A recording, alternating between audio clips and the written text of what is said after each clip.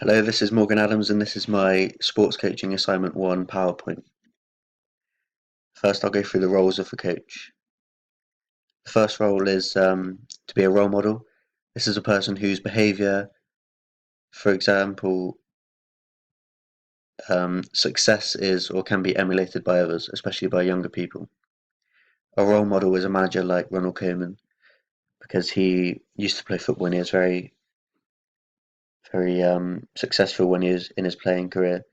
And so the players at Everton now, which is the club that he manages, will look up to him and use him as a role model for their own improvements in their own ability. Next is an innovator. This is a person who introduces new methods, ideas, or products. Arsene Wenger is an innovator because when he came in over to England from France, he introduced a new nutrition. He introduced a new way of eating and drinking for the players in the Arsenal team. And we have friend as well. A friend is a person that has a bond of mutual affection with another person. So this is usually linked to one-to-one coaches because they spend a lot of time with each other. So Jessica Ennis's coach, Tony Minicello, have a close bond, and this helps her performances. And if they didn't have a close bond, then the performances would be poor because there'd be a lack of communication between them both. Next, we have John Kavanagh, who is Conor McGregor's coach. He's a manager. He's a good an example. A manager is somebody who is responsible for controlling or administering an organization or group of staff, and that's what John Kavanagh does because he markets Conor McGregor and he chooses who he fights and he gets different opportunities for Conor to fight. Next is to a motivator, and this is to provide with an incentive or a reason for doing something. And so Simon Hurd is a youth level coach, and when he was coaching, he was very loud on the sidelines, and he would shout orders at his players, which sometimes wouldn't be motivational, but for some players it would motivate them. But mainly, he triggered an emotional aspect into his players by saying things such as, "I don't need to be here. I've taken a day off work to do this," and he's not getting paid for it. And so that clicks in the players' heads that they need to work for the manager, and that improves performance from them. Also, PE teachers um, go under trainer, educator, and instructor, and this is a person who teaches skills to people and prepares them for a job, activity, or sport. And John Irish is a good example of this because he was teaching hundreds of kids a week different sports and different techniques to set them up for the rest of their life. The responsibilities of a coach are to give equal opportunities to all players and also to have a good knowledge of environment. A coach should offer equal opportunities to everyone in their team. This is so that the amount of respect is given back to the coach to make them produce a high performing team. To do this in sessions, coaches should prepare games and drills which allow all participants to have an equal amount of chances. This makes the players feel like they're all being involved and nobody feels left out. When introducing a new player into a club, by doing this, it will make them feel welcome and allow them to relax and perform to the best of their ability because they're being treated the same as everybody else. Also, knowledge of environment is important because fire drills, health and safety, possible problems that are on the pitch. Um, the coach needs to know about that for the sake of his players. Also, if a coach treats new people with respect, other participants will too, making sure that there are no divides in the team, so there's no groups that are separating off.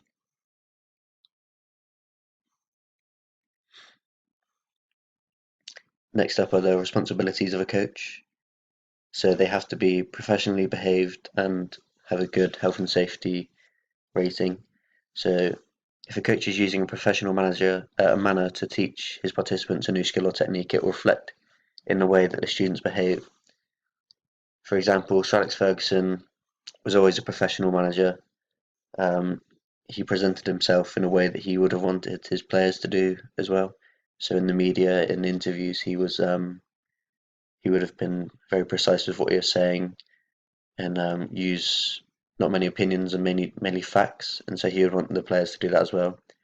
Also, by doing that in the media, it meant that his players would perform in a similar way on the pitch because they were doing it as professionally as possible. Also, health and safety is very important. Doing risk assessments is vital. Um, Sharp edges, surfaces, pre-existing medical conditions, and injuries are all under the health and safety topic. So, a good manager or a good coach will ensure that risk assessments are done and also that they follow the health and safety procedures. A coach also has legal obligations. If a coach does not have a legitimate qualification to coach or insurance to coach, they are not required or allowed to teach because they are not covered to do so. So they could end up being sued if a child or one of their players was injured, um, or it's a safeguarding issue as well. So if they haven't got a safeguarding qualification, then they can't coach these players because it puts the players at risk. If there's no coach that has legitimate qualifications, then um, the coaches will not be allowed to coach.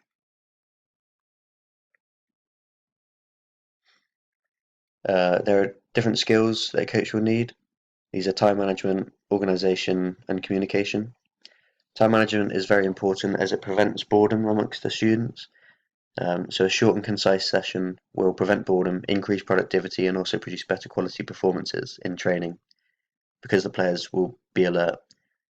So having long periods of just talking to your players will make them bored, make them lose concentration.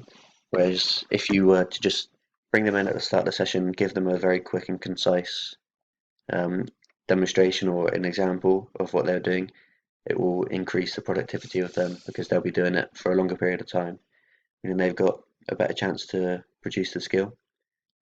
Stopping and restarting are highly unlikely to produce a free-flowing session because um, the players can't get into their groove. They can't. They have if they keep on stopping and starting, then they might just be about to perfect the skill, and then because they've had to stop, they'll have to like restart and get back up to the level that they were at before.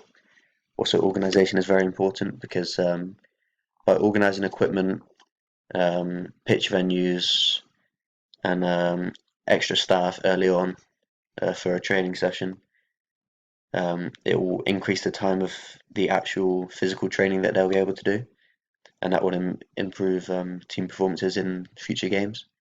Also, getting team bonding days, upcoming games and opponents sorted out, and also high quality training facilities.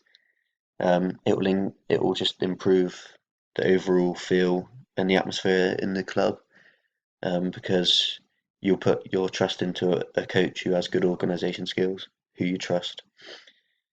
Um, in pre-season, if you have a lot of new players in your team in a football team, as a coach, you'll want to organise a friendly game to test your team's ability and to also become used to playing with each other in a team. This is important to be organised because um, this is obviously it's pre-season, so it's getting you ready for the rest of the season. Also, communication is very important. Some students will find that they learn by performing the skill over and over again, whereas some students might find that they need demonstration in order to understand the skill. So there's different types of ways that you can communicate to participants. This is verbal, non-verbal, kinesthetic, and visual learning. So these different communications will work that probably covers the whole of your group.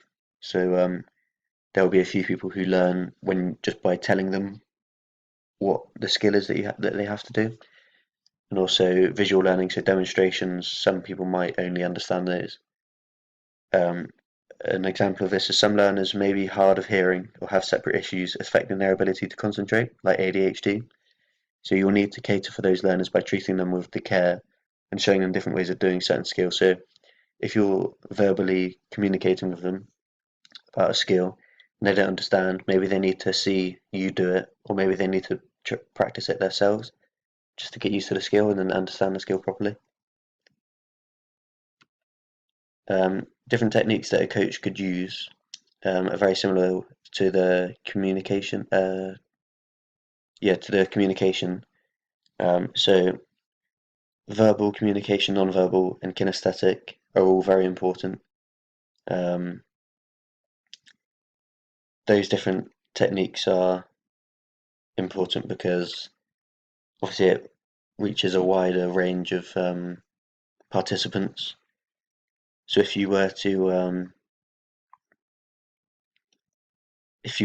have like a diverse group of students, then you'd need different techniques to affect every single participant. So if you restrict yourself to one technique, then your ability as a coach won't be very good because not all of your participants will understand you. Whereas if you open up your um, techniques, so you have 4 different techniques there, if you use all of those, then you're more likely to produce a good performing team or well performing team, um, purely because they all understand you instead of just having 1 or 2 people that understand you. And